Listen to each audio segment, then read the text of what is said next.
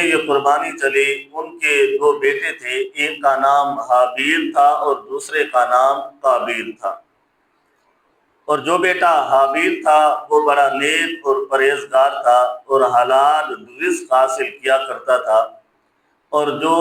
حضرت آدم علیہ السلام کا بیٹا قابیل تھا وہ کھیتی باڑی کے کاموں میں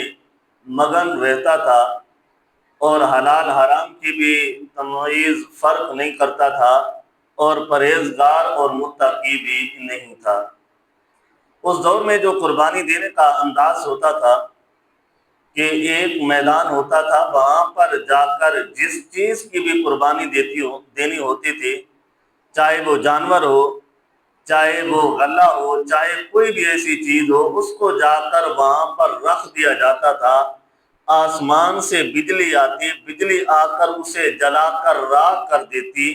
جس کی قربانی جل کر راکھ ہو جاتی تھی تو سمجھا جاتا تھا کہ اللہ نے اس کی قربانی کو قبول فرما لیا ہے، اللہ نے اس کی قربانی کو قبول فرما لیا ہے۔ وہ آگ آ کر اسے جلایا کرتی تھی۔ اسی منظر کو میرے رب نے بھی لا ریب اور بے کتاب میں ارشاد فرمایا، وَاتْلُ عَلَيْهِمْ نَبَأَ بَنِي آدَمَ بِالْحَقِّ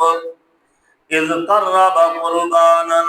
فَتُقُبِّلَ مِنْ أَحَدِهِمَا وَلَمْ يُتَقَبَّلْ مِنَ الْآخَرِ۔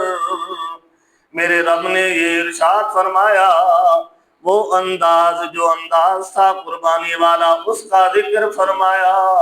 کہ اللہ رب العزت نے حضرت آدم علیہ السلام کے بیٹوں میں سے ایک کی قربانی قبول کی اور دوسرے کی میرے رب نے قربانی قبول بھی نہیں کی تھی۔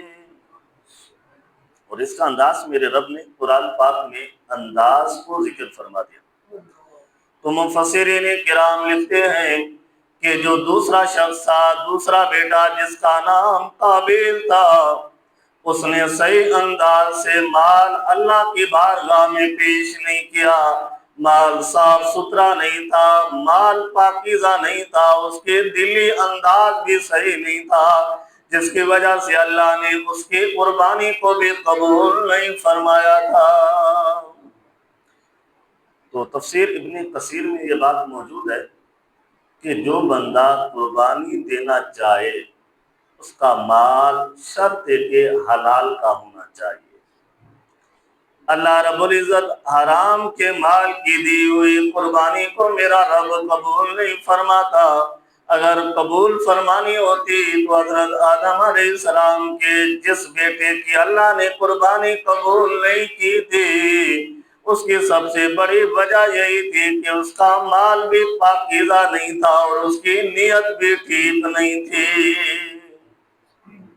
اس کی نیت کا انداز بھی صحیح نہیں تھا۔ آج ہم قربانیاں کرتے ہیں، سود خور ہوتے ہیں، رشوت خور ہوتے ہیں، حرام کمانے والے، ملاوٹیں کرنے والے، جھوٹی قسمیں اٹھا اٹھا کر اپنے مال کو بیچنے والے، دھوکہ دینے والے، یہ سارا مال حرام کا ہے۔ جب اس مال سے ہم قربانی خریدتے ہیں تو اللہ اس قربانی کو بھی قبول نہیں فرماتا۔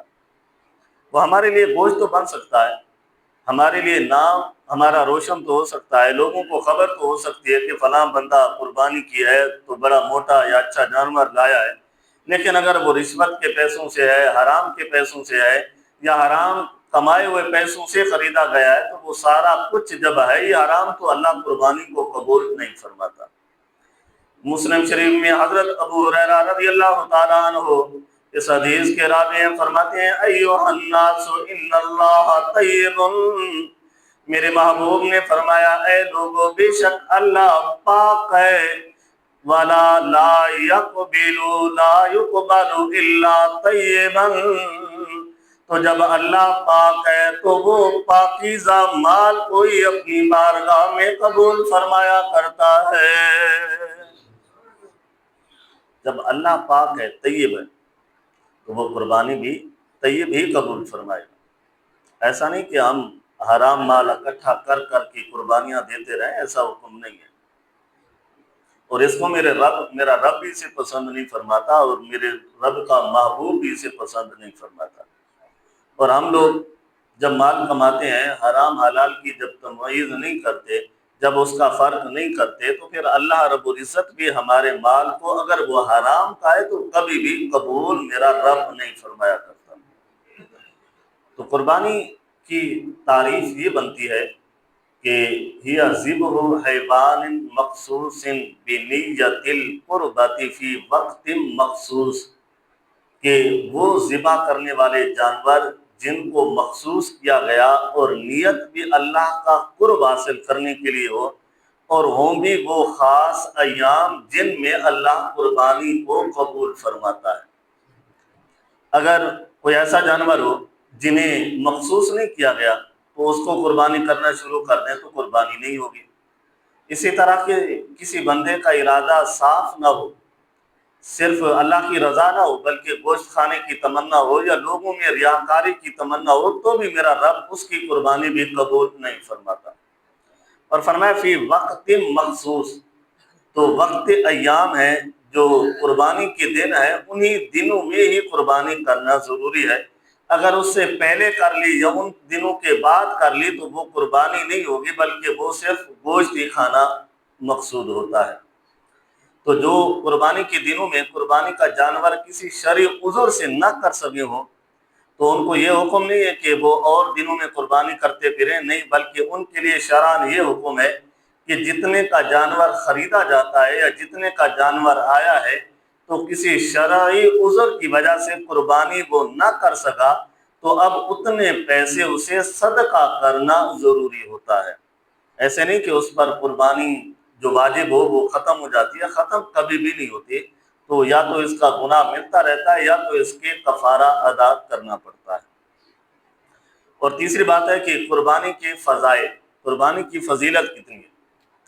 تو حضرت عبداللہ بن عمر رضی اللہ تعالیٰ عنہ فرماتے ہیں اقام رسول اللہ صلی اللہ علیہ